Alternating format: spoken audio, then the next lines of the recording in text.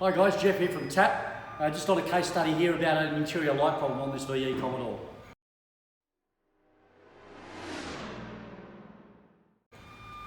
This VE Commodore has been presented to us with a quirky sort of problem with some of the functionality of the centre console not working, i.e. the air conditioning, the hazard lights, etc. And we actually looked on our website, we've come up with a case study that's been put in there previously, and it relates back to the actual driver's door. So the door switch, the interior light needs to be seen coming on and off to actually switch the radio off once you turn the key off. So it needs to see the driver getting out of the car to actually switch some functionality off. And in this particular case, the door switch in the door is malfunctioning, and so the computers aren't seeing the door open and close, so hence the radio stays on, and then it ultimately flattens the battery.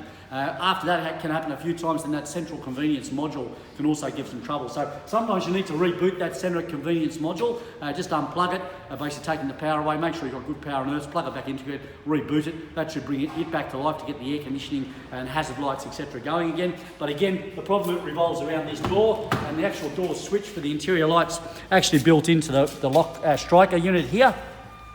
And once they wear a bit, those switches start to malfunction. So even though you open the door, the interior light doesn't come on, and therefore the computer systems in the car don't see the door opening and closing, hence leaves the light on. So again, a great instance again of where a case study has helped us diagnose a problem with the vehicle. Again, a common issue with those door switches on these VE Commodores. So just keep an eye out for that sort of stuff. Don't forget, if you remember, make sure you utilise our database of repair solutions, etc.